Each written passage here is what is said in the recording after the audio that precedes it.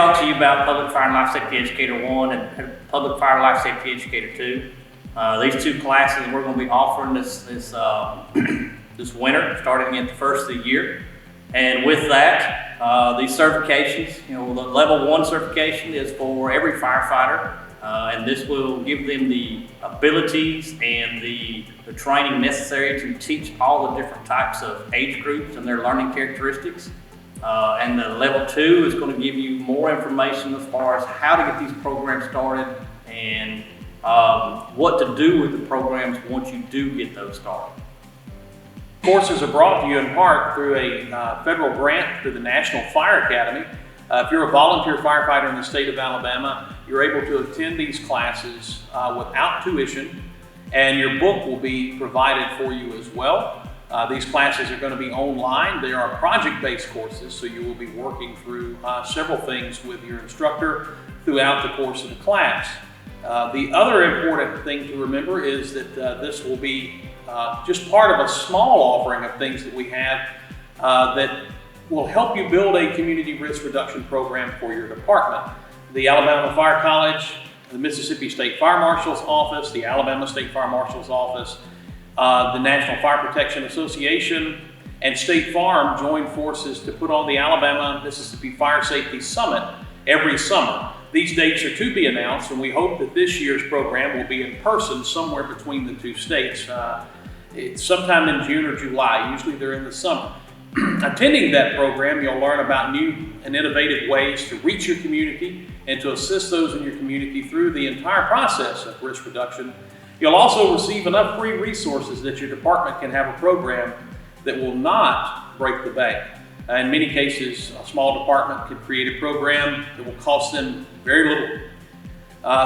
The important thing to remember about Fire and Life Safety Educator 1 and 2 for fire departments that are looking at ISO and trying to lower their score is this program not only helps you protect your community before there's an issue, but this program also gives you credit toward an ISO score. Having not only an educated fire and life safety educator, but having a program in place that you have documented counts for a lot of points, and in many cases could mean the difference between 1 point and another point, lowering your score.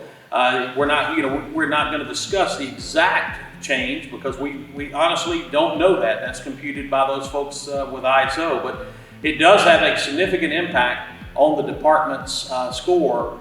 Not only that, has a significant impact on the department's outreach to the community and safety. Absolutely, that's one of the things. The most important thing is, yes, we do want those ISO points and it's for their scores, but we're trying to get our community. The whole goal of community risk reduction is to keep people safe, and that's what we've come to do is help our community, and that's why we come to serve, especially as our volunteers. Now, one of the things that Reid talked about was some of the things that you will get. Our coalition we've come up with and we're working towards is called Alabama Coalition for Community Risk Reduction Educators. We call it ACRE for short. And with this, we've come up and we've made some programs, we've created manuals, we've built you a whole program. All you got to do is just follow it, and it does not cost you anything. Absolutely right. They've produced a manual that you basically can plan your entire year of messaging and community risk reduction for free. That's something that this group has put together and the Alabama Fire College has sponsored. There'll be a lot of other classes that are offered, but these we feel are critical because this is an area that rural Alabama needs assistance with. And community risk reduction in Alabama has to do with fire and life safety. It has to do with making sure your community is storm ready, making sure you're ready to address all the hazards that might impact the community. And we know that the Alabama Fire Service, and especially the volunteer fire service in the rural parts of the state, they are the answer to pretty much everything that a community has that doesn't require law enforcement. So we're just trying to make sure we fulfill one of our core missions, and that is to be the answer to the needs of the Alabama Emergency Services community. In talking about being the answer to the Alabama Emergency Services community, we'd like to make sure you're aware of the Volunteer Rescue Student Tuition Program for those that are interested in EMS. This program pays for EMT, EMT Advanced, and paramedic programs. Student will attend those classes either at the Alabama Fire College, the University of South Alabama, or one of the two-year colleges in the state of Alabama that offers these programs. After successful completion of those programs, you can apply to the office there in Montgomery and receive all of your tuition dollars back.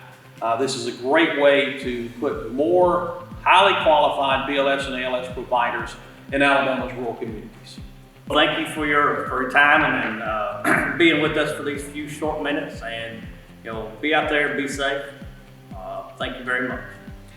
On behalf of the Alabama Fire College Personnel Standards Commission and our Executive Director, Matt Russell, we want you to know that we want to be the answer to the questions you have and the problems that you have in your community. If we can ever help you in any way, please call us at our 1-800 number, ask to speak to any of our regional coordinators. That information, of course, will be provided for you attached to this message. We are interested in being the answer to your problems in your community. Thank you.